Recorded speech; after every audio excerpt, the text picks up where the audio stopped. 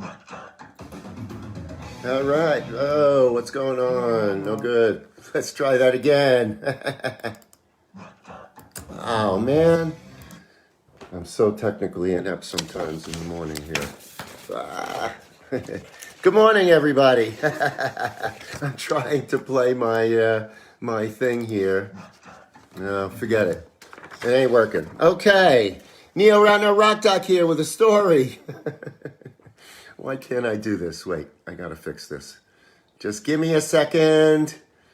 All right, well, I guess we'll do without it. All right, Neil Ratner Rock Doc here with a story. All right. Billy Joel celebrates his 72nd birthday today, so I thought I'd tell you a few things about the Piano Man that you might not know. But as usual, a little background first. Let me see if I can do this. Let's try it one more time. Come on. I don't know what's going on today. Sorry about that. Oh, I know, I got the wrong thing up. Let's try it one more time. There we go. All right. So, Billy Joel's birthday, but a little background first. All right. As a kid, Billy was bullied, and as a result, he took boxing lessons, which led to a short career as an amateur boxer, winning 22 Golden Globe bouts. Now, when his nose was broken in fight number 24, that was it, and he decided music would be a much better career. Probably a good decision, all right. Now, Billy's mother forced him to take classical piano lessons at a young age.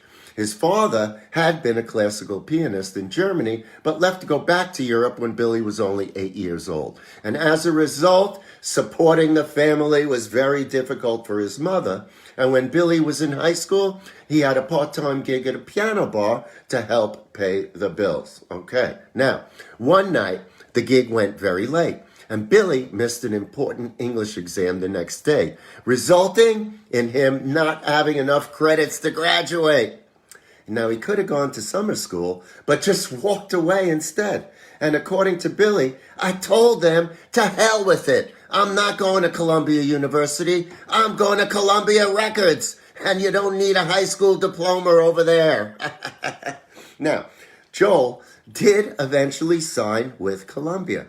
And in 1992, he submitted essays to the school board and was awarded his diploma at Hicksville High School in Long Island at the annual graduation ceremony 25 years after leaving.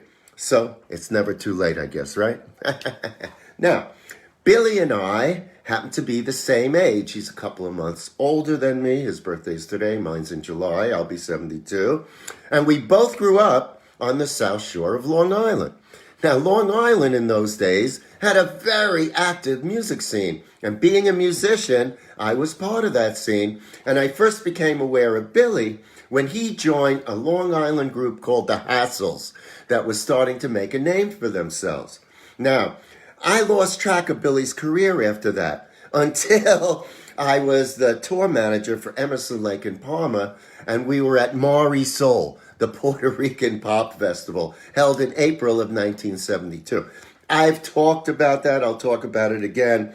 It was somewhat of a disaster, certainly for many of the people who were there, although a lot of you who were there have commented that it wasn't such a disaster, but it looked from where we were that it wasn't so good, with all kinds of people ending up in the hospital and some people drowned and whatever. At any rate, I was there as tour manager for Emerson, Lake and Palmer, and I was very surprised to see Billy Joel and his band were performing on the same day.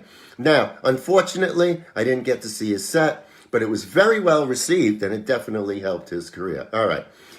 But Billy's big break came when a Philadelphia DJ started playing a live bootleg of Billy's song Captain Jack, which became an underground East Coast hit. Now, lucky for Billy, an executive named Herb Cohen from Columbia Records heard the tune and wanted to sign Joel.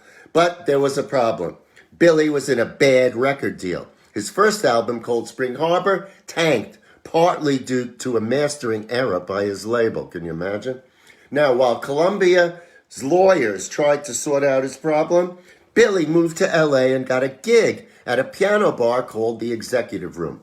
But he couldn't use his real name. So since his full name was William Martin Joel, he became Bill Martin. And if you know this song, you will recognize the name. According to Billy, all the people are real. John was the name of the bartender. Paul was a real estate broker sitting at the bar every night talking about the great American novel he was going to write. And the waitress practicing politics was Billy's first wife, Elizabeth Weber, who he moved to LA with, and she worked as a waitress at the Executive Room while Billy played the piano. So you know that song? Now you know where it came from. All right, now I'll end with a little personal story. So Billy was inducted into the Songwriters Hall of Fame at a dinner ceremony in New York City in 1992. Now, I had sort of gotten back into the music business. I mean, I was working as an anesthesiologist, and I had a big office anesthesia practice, but on the side, I was managing a songwriter named Denise Rich.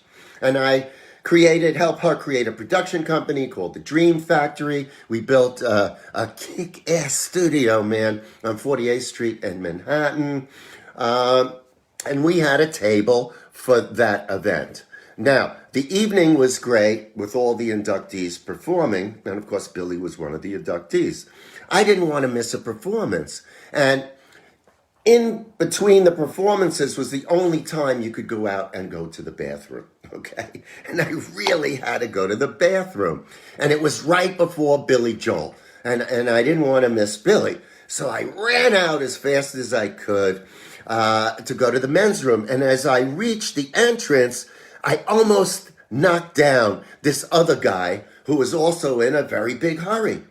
Now, as it turned out, we chose stalls, in a men's room right next to each other. And as I began to experience the relief, I heard the guy next to me also give a big sigh of relief. Obviously, he was holding it. He had to go to the bathroom too. I turned to look, and it was none other than Billy Joel. We looked at each other and started to laugh hysterically. I mean, it was a pisser. It's the only time I ever got to meet Billy. But what a time to meet him, right? I mean, not even many years later, but actually only about a year later, I went out to Billy's studio in Long Island because I began working with one of his producers, Rick Wake. We had contacted Rick, and Rick got involved with our production company, and he worked at Billy's studio out in, I think it might have been Oyster Bay or something. Great studio, and I was bummed out I never got to meet Billy. And, before the pandemic, Billy was still out there doing concerts. I mean, he has a residency at Madison Square Garden. And every year for quite a number of years, he would do 3, 4, 5 nights there. I don't know if he's going to do it again. Hopefully he will. At any rate, Billy Joel. Happy birthday, Billy Joel. All right, so that's my story. I hope you enjoyed it. The sun's shining now. Not sure if it's going to shine later in the day. A little bit chilly, but it is nice out there, and maybe I'll try and get out and take a walk. If it's nice where you are, make sure you go out and do a little exercise. Story iHeartRadio today. How Satisfaction came up. The Rolling Stones and Satisfaction. Where did that song come from? How was it written and what happened? I'll tell you that story today. iHeartRadio, 3 o'clock. I have a reading that I put up on Friday. What else? You know where to find me around the internet. I guess that's about it for today. And I always like to end with what I like to tell you. So always remember to keep on rocking. One more time. Can we do it? Yeah. All right. I'll see you somewhere real soon. Bye now.